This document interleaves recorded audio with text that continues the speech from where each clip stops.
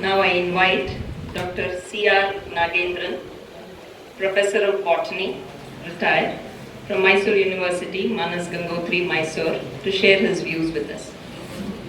Dear friends of admirers of Professor B.G.L. Swami, I am also one person who interacted with Professor Swami at the last phase of his life, because as Professor Krishnamurti said, his DSc degree, he tore it and then he threw it. He came back to Bangalore. He was establishing his Kannada roots, that he was trying to do lots of work in Bangalore. At that time, my guide, who always considered himself like Ekalavya. I don't know, you know the story of Ekalavya, that he was an ardent devotee of Dronacharya. He did not accept him as his guru. Like that, Professor Govindappa, who was my PhD guide, he wanted Professor Swami to come to Mysore. The day that Professor Swami agreed to come to Mysore, it became a big news. Our Vice Chancellor started asking, has Professor Swami agreed to come to Mysore? Is it so? Because it's a very big decision. That if Swami says yes, yes, he will do it. If he says no, like Professor KVK said, it is no. So it is very difficult to convince him. And somehow that he learnt about my professor, and not only him, there were two others. One was his classmate, Professor B.A. Razi, Bashir Ahmad Razi. He was his classmate in Central College. And then there was one more person called Professor M. Anantaswamy Rao, who was Professor Swami's teacher. So a teacher was there, his classmate was there, his admirers were there. All these people, when they invited him to come to Mysore, he decided to move to Mysore in 1980. I am not going to tell more about what has already been said. One is, Swami's humor is something that is well known. Swami's scholarship has been very well told from morning to you, that he is a brilliant person, he is a multifaceted personality, he is a multitask master, and he used to get up early morning at 3 o'clock every day. And then he used to practice violin in Mysore. And then once Professor Bhairappa, all of you have heard of S.L. Bhairappa, that he was going for a walk and then he heard that this sound is coming from Swami's house. He stopped and said, Swami, you are practicing at this hour? He said, yes, I am practicing here. I don't go for walks. So Swami did not go for all this luxury of going for a walk and everything. He was focused on that particular aspect of attending to his manuscripts from 3 o'clock to 6 o'clock. Then another half an hour for morning ablutions. By 7 o'clock he was ready with his long bag. As KVK explained to you, he is one man with a very simple dress. After when he came to Mysore, first few days, we used to see him with a pajama and a jubba, like some of the drawings that he showed. From that onwards, once he became familiar with some of the people, he went back to his RSS Chetty. If I say RSS Chetty, all of you will understand what it is meant by. When KVK said half pants, you may think a different. It's a khaki Chetty. And a white half-arm strap shirt which is inshirted. When you look at him as a personality, his color was of Krishna, his dark, and his height and weight was quite sumptuous when he came to our department. First thing that when I met him, it was sometime in 1971 when he became my MSc practical examiner. You know, from Chennai, he used to get the plants transported through train from some lab assistant or maybe KVK was also helping him, collecting the plants, sending it to Mysore, and they have to collect from the railway station those plants, and then that was given for plant identification to us. Therefore, some of these plants, we were all familiar with local flora. So this was something that he used to select and then tell them, please send all these things to Mysore, I will be on this day, this should arrive. So all this logical thinking was perfect, and then the plant material came.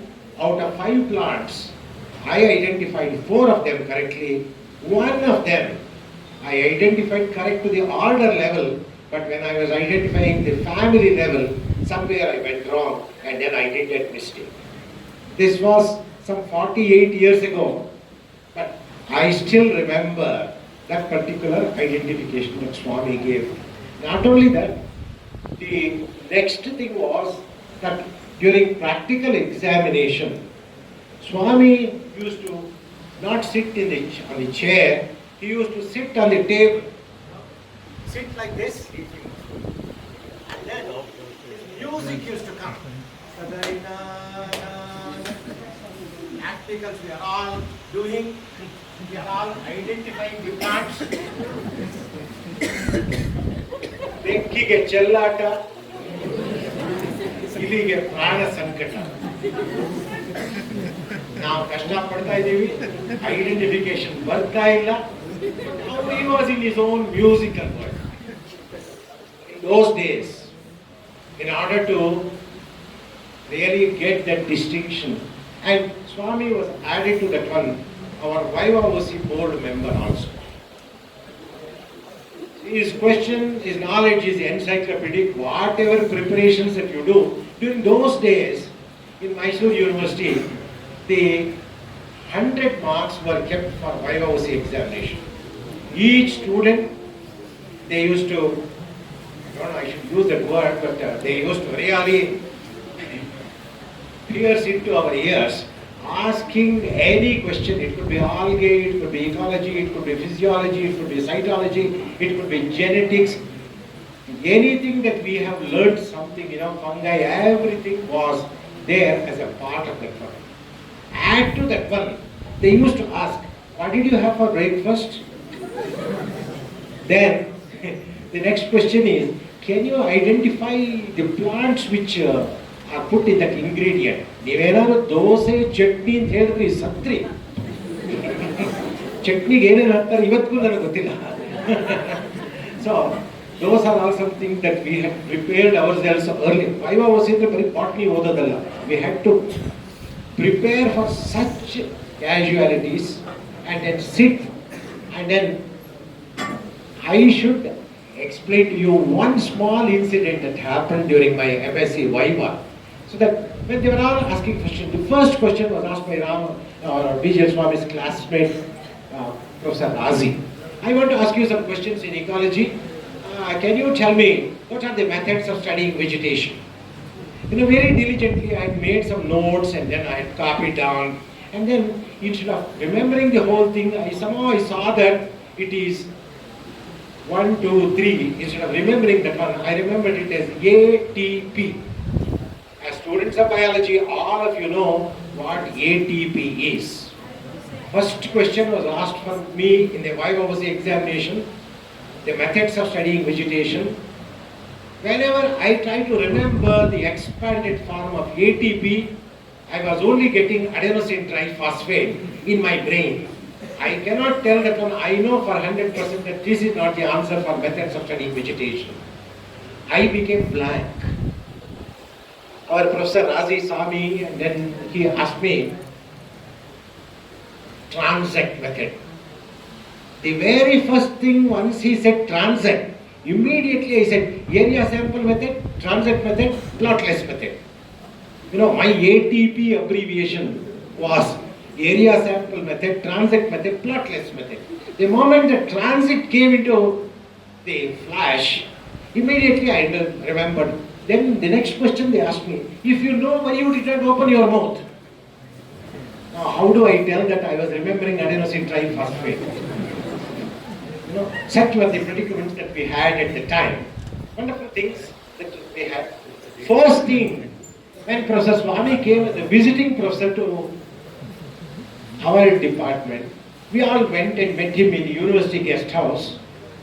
And in the university guest house, he said, "Bandri, ಹೋಗೋಣ ಸ್ವಲ್ಪ ಮಾರ್ಕೆಟ್ಗೆ ಹೋಗ್ಬೇಕು, purchasing ಮಾಡಬೇಕು." ಏನೋ professor ಏನೋ ಕೊಂಡ್ಕೋಬೇಕು, ಏನೋ soap ಏನೋ ಕೊಂಡ್ಕೋಬೇಕು ಅಂದ್ಕೊಂಡು ವಿ ಆಲ್ ಸೆಟ್. ಅವಾಗೆಲ್ಲ 1980 we could only think of ನಮ್ಮ ವಾಹನ ಅಂದರೆ ಸ್ಕೂಟರೇ, ಕಾರ್ಗಳೆಲ್ಲ ಇಷ್ಟೊಂದು ಇರಲಿಲ್ಲ ಆಗ. So we took him on our scooters. So he used to sit on the as a pillion and then he used to come. No, those days he used to go with his wife in a hand rickshaw. He never took anything else. He loves to go in hand rickshaw with his wife. It's a majestic. So we took him.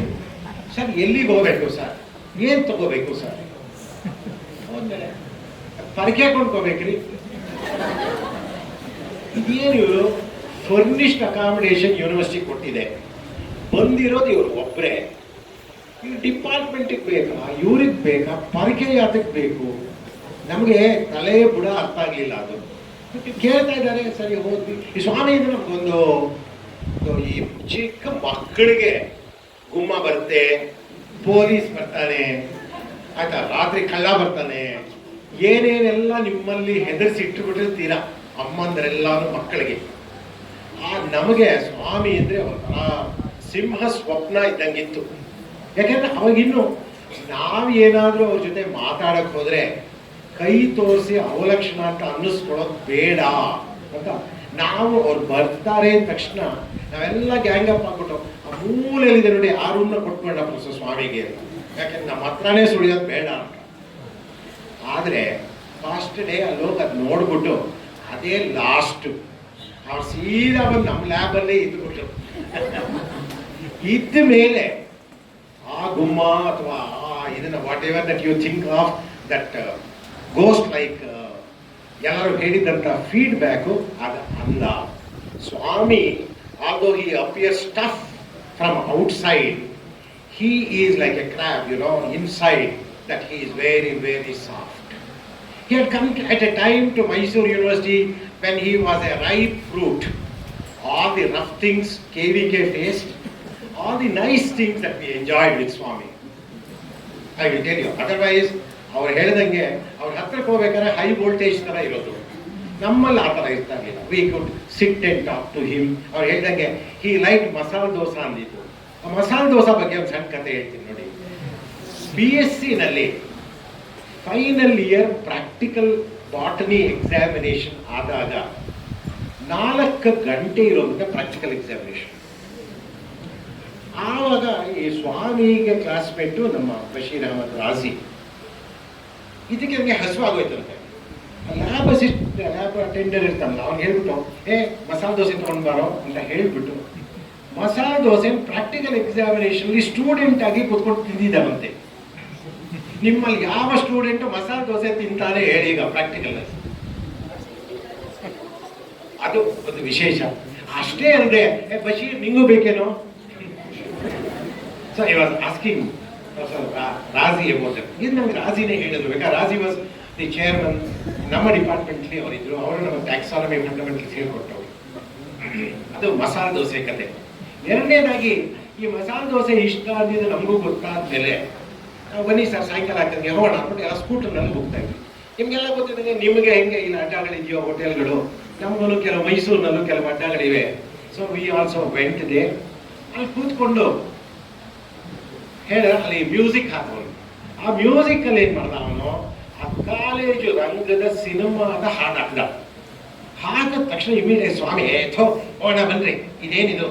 He was not interested to hear about that particular sound from that particular thing. ಜೊತೆಯಲ್ಲಿ ಬಂದಿದ್ದವರೆಲ್ಲಾನು, sir ನೀವು ಈ cinema picture ನಿಮ್ಮ college ರಂಗ ಪುಸ್ತಕ ತಗೊಂಡು cinema ಮಾಡಿದ್ರಲ್ವಾ Puttanna Kanagalu, ನಿಮಗೆ royalty ಕೊಟ್ರ sir? ರಾಯಲ್ಟಿನ ಹೇಳ್ತೀನಿ ಕೇಳಿ ಅಂದ್ಬಿಟ್ಟು ಈಸ್ ಓನ್ ಸ್ಟೈಲ್. ನಾನು ಅವ್ರು ಹೇಳಿದ್ದೀನಿ ಹೇಳ್ತೀನಿ. ಇವಾಗ ಪುಟ್ಟಣ್ಣನೂ ಇಲ್ಲ ಸ್ವಾಮಿನೂ ಇಲ್ಲ, ಧೈರ್ಯವಾಗಿ ನಾನು ಹೇಳ್ಬಲ್ಲೆ.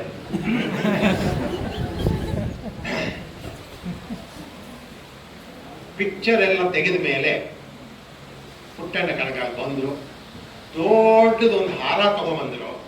ತಗೊಂಬಂದ್ಬಿಟ್ಟು ನಾನೇ ಮುಳುಗೋಗೋಷ್ಟು ದೊಡ್ಡದಾದ ಒಂದು ಹಾರ ತೆಗೆದು ನನಗೆ ಹಾಕ್ಬಿಟ್ಟು ನಮಸ್ಕಾರ ಮಾಡಿಬಿಟ್ಟು ಆಶೀರ್ವಾದ ಮಾಡಿ ಅಂತ ಹೇಳಿದ್ರು. ಸೊ ಅದೇ ಅಂತೆ ಅವರಿಗೆ ರಾಯಲ್ಟಿ. ಅದಕ್ಕೆ ಆ ಕ್ವೆಶ್ಚನ್ಗೆ ನಾನು ಅನ್ಕೋತಾ ಇದ್ದೆ, ಇದು ರಾಯಲ್ಟಿನಾ? ಇದು ಪುಟ್ಟಣ್ಣ ಕಣಗಾಲ್ ಬಗ್ಗೆ ಸ್ವಾಮಿ ಹೇಳ್ತಾ ಇದ್ವಿ. ಇನ್ನೊಂದು ತಂದೆ ಮಗನ ಸಂವಾದದ ಬಗ್ಗೆ ಸ್ವಾಮಿನೇ ಹೇಳಿದ್ದಾರೆ. ಹೇಳ್ತೀವಿ, ನೀವು ಕಾಫಿಗೆಲ್ಲ ಹೋಗ್ತಾ ಇರ್ಬೇಕಾದ್ರೆ ತುಂಬಾ ಜೋಗಿ ಎಲ್ಲ ಮಾತಾಡ್ಕೊಂಡು ರೋಡಲ್ಲೇನೆ ಅವ್ರು ಏನ್ ಬೇಕು ಆ ತರ ನಿಂತ್ಕೊಂಡು ಆಕ್ಟ್ ಮಾಡ್ತಾ ಮಾಡ್ಕೊಂಡು ಮರ್ತೋಗ್ಬಿಡೋದು. ರೋಡಲ್ಲಿ ಸಿಟಿ ಬಸ್ ಅಡ್ಡ ಬರ್ತಾ ಇದೆ ಅಂತ ಅಷ್ಟು ಇನ್ವಾಲ್ವ್ ಆಗಿರೋರು ಅವರು. ನಮ್ಮ ಅಪ್ಪಂಗೆ ಒಂದಿನ ಕಾಲ್ ಎಳಿಬೇಕು ಅಂತ ನನಗೆ ಮನಸ್ಸಾಯ್ತು. DVG ಅಂಡ್ VGL ಸಂಭಾಷಣೆ ಇದು. ನೋಡು, ನೀನು ಪುಸ್ತಕಗಳು ತಲೆ ನಡುಗೋವರೆಗೂ ಬರದೆ ನಿನಗೆ ಗೌರ್ಮೆಂಟ್ ಕೊಟ್ಟಿದ್ದು 90 ವರ್ಷ ಆದಾಗ ನಿಂಗೆ ಅವಾರ್ಡ್ ಬಂತು. ನಾನು ನೋಡು ಬರ್ದಿದ್ದು ಮೊದಲನೇ ಪುಸ್ತಕಕ್ಕೆ ನಂಗೆ ಅವಾರ್ಡ್ ಬಂದಿದೆ. DVG ಏನ್ ರಿಪ್ಲೈ ಕೊಟ್ಟರು ಅಂದ್ರೆ, ಕನ್ನಡಕ್ಕೆ ಇಂಥ ಅಧೋಗತಿ ಬರಬಾರ್ದಾಗಿತ್ತು.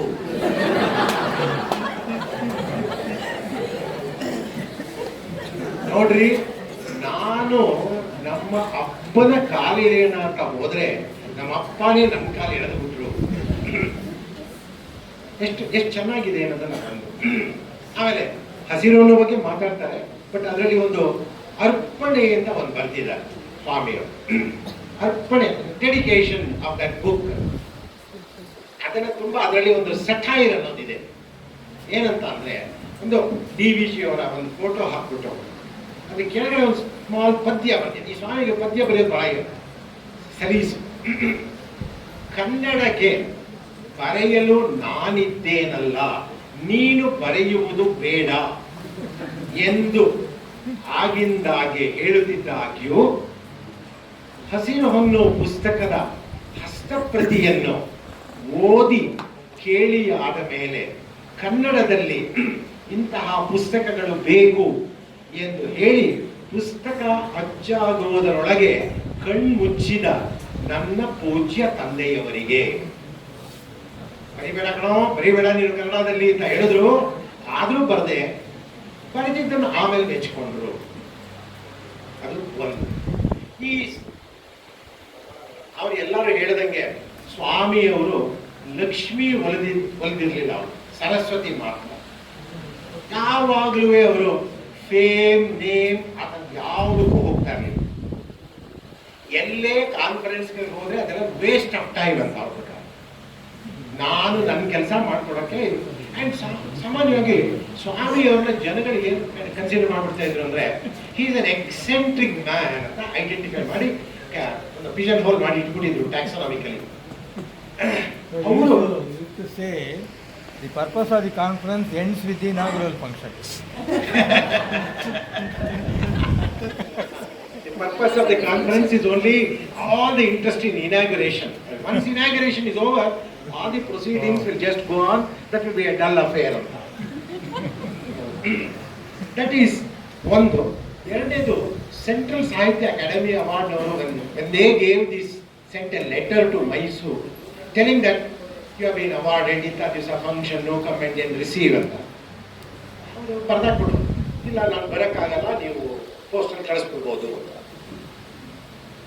ನಮ್ಮ ಹತ್ರ ಇದ್ದ ಎಲ್ಲ ರಿಸರ್ಚ್ ಸ್ಕಾಲರ್ಸು, ಫ್ಯಾಕಲ್ಟಿ ಇಂಪ್ರೂವ್ಮೆಂಟ್ ಎಲ್ಲರೂ ಆಗಿದ್ದವರು, PhD ಮಾಡ್ತಾ ಬಂದಿದ್ದವರೆಲ್ಲಾನು, ಸರ್ ಅವಾರ್ಡ್ ಕೊಡ್ತಾ ಇದ್ದಾರೆ ಗೌರ್ಮೆಂಟ್, ಹೋಗಿ ಇಸ್ಕೊಂಬನ್ನಿ ಸರ್ ಅವರೆಲ್ಲ ಹೇಳಿದ್ರೆ, ಸ್ವಾಮಿ ಹೇಳಿದ್ ಒಂದೇ ಮಾತು. ಅದು ತಮಿಳಲ್ಲಿ ಹೇಳಿದ್ರು, ನನಗೆ ತಮಿಳು ಬರಲ್ಲ, ಆದ್ರೆ ಒಂದು ಸೆಂಟೆನ್ಸ್ ಹೇಳ್ತೀನಿ ನೋಡಿ.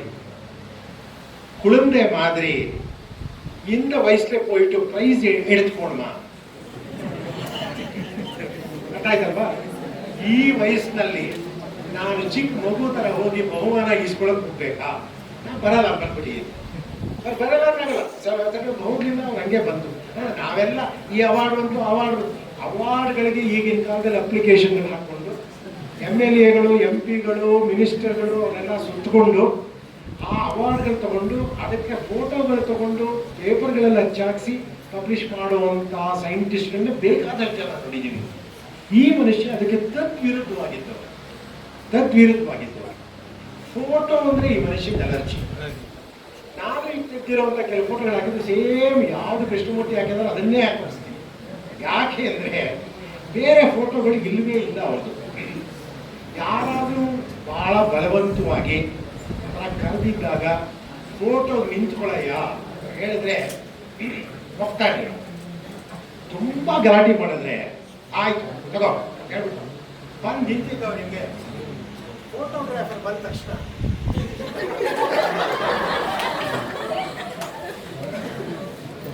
ನನ್ನ ಫೋಟೋ ಅಂದರೆ ಮುಂದ್ಗಡೆ ತೆಗಿಬೇಕಾ ಹಿಂದ್ಗಡೆ ತೆಗಿಬೇಕಾಗಲ್ವಾ? ನಾನೇ ಅಲ್ವಾ ಅದು? ಯಾರಾದರೂ ಆ ಫೋಟೋನ ತೆಗಿತಾರೆ.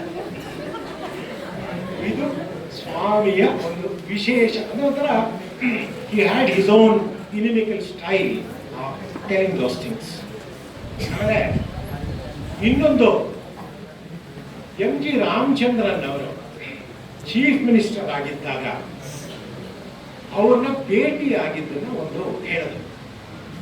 ಇದನ್ನು ಯಾವ ಪುಸ್ತಕದಲ್ಲೂ ಬರೆದಿಲ್ಲ ನನಗೆ ಗೊತ್ತಿರೋ ಥರ. ಅದರಿಂದ ನಿಮಗೆ ಯಾರಿಗಾದ್ರೂ ಉಲ್ಲೇಖ ಆಗಿದೆಯಾ ಸರ್?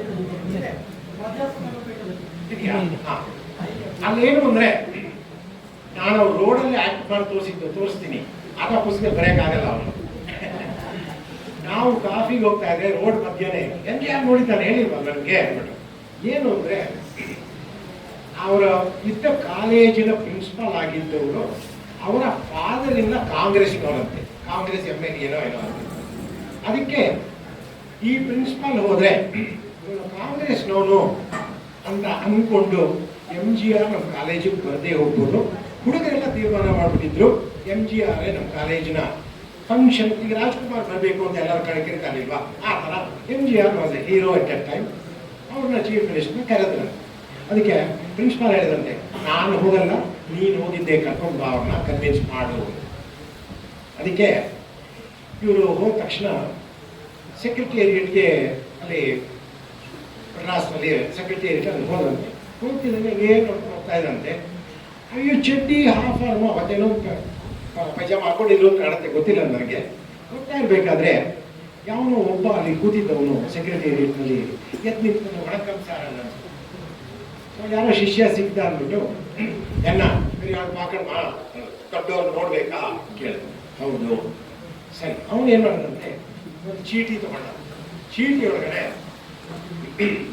BGL ಸ್ವಾಮಿ BSc MSc PhD DSc ಅಂತ ಬರೆದ್ಬಿಟ್ಟು ಸ್ವಾಮಿ ಹೇಳಿದ್ರಂತಲ್ಲಿ, ಲೋ ಇವೆಲ್ಲ ಡಿಗ್ರಿಗಳು ನಾನು ಮಾಡಿಲ್ಲ ಕಣೋ, ನೀವು ಸುಮ್ಮನೆ ಇರಿ ಸರ್, ಬ್ರಹ್ಮಾಂಡವಾಗಿರುತ್ತೆ ಅಂತ ಹೇಳ್ಬಿಟ್ಟು ಆ ಚೀಟಿನ ತಗೊಂಡು MGR ಮುಂದೆ ಟೇಬಲ್ ಮೇಲೆ ಇಟ್ಟರು. ಇಟ್ಟ ತಕ್ಷಣ ಬೆಲ್ ಹೊಡೆದ್ರು. ತಕ್ಷಣ ಬಂದ್ರ. ಇವರು ಒಳಗೆ ಹೋಗ್ತಿದ್ದಂಗೆ MGR ಚೀಟಿನೇ ನೋಡ್ತಾ ಇದ್ದವರು ಕೂತಿದ್ದ ಸೀಟಿಂದ ಎತ್ತೆಚ್ಕೊಂಡು ಹಿಂಗೆ ಒಂದು ಸೆಲ್ಯೂಟ್ ಹೊಡೆದ್ರು. ನನಗೂ ಏನು ಮಾಡಬೇಕು ಅಂತ ಗೊತ್ತಾಗಿಲ್ಲ, ನಾನು ಅವ್ರಿಗೊಂದು ಸೆಲ್ಯೂಟ್ ಹೊಡೆದ್ಬಿಟ್ಟು, ಇಷ್ಟೆಲ್ಲ ಡಿಗ್ರಿಗಳು ನೀವು ಮಾಡಬೇಕಾದ್ರೆ ನಿಮಗೆ ತುಂಬ ಕಷ್ಟ ಆಗಲಿಲ್ವಾ ಅಂತ ನಾನು ಅವ್ರಿಗೆ ಇದೆಲ್ಲ ಯಾವ್ದು ಮಾಡಿದ್ದೀನಿ ಯಾವ್ದು ಮಾಡಿಲ್ಲ ಅಂತ ಹೇಳೋದಕ್ಕೆ ನಾನು ಹೋಗಿರಲಿಲ್ಲ. ನಾನು ನಕ್ಬಿಟ್ಟು ಸುಮ್ಮನಾಗ್ಬಿಟ್ಟೆ. ಅವ್ರಿಗೆ ನಾನು ನಿವೇದಿಸ್ಕೊಂಡೆ, ಹುಡುಗರೆಲ್ಲ ನೀವು ಬಂದು ಹಿತವಚನ ನುಡಿಬೇಕು ನಮ್ಮ ಮಕ್ಕಳಿಗೆ ಅಂತ ನಿಮ್ಮನ್ನು ಕರೆಯೋದಕ್ಕೋಸ್ಕರ ನಾನು ಕಳಿಸಿದ್ದಾರೆ. ದಯವಿಟ್ಟು ನಮ್ಮ ಕಾಲೇಜಿಗೆ ನೀವು ಬರಬೇಕು. ನಿಮಗೆ ಗೊತ್ತಿರೋ ಥರ ನಮ್ಮ ರಾಜ್ಕುಮಾರ್ ಥರನೇ MGR 2ನೇ ಕ್ಲಾಸು, 3ನೇ ಕ್ಲಾಸು ಏನೋ ಅದು ಪ್ರೈಮರಿ ಲೆವೆಲಿಂದ ಮೇಲೆ ಹೋಗಿರಲಿಲ್ಲ.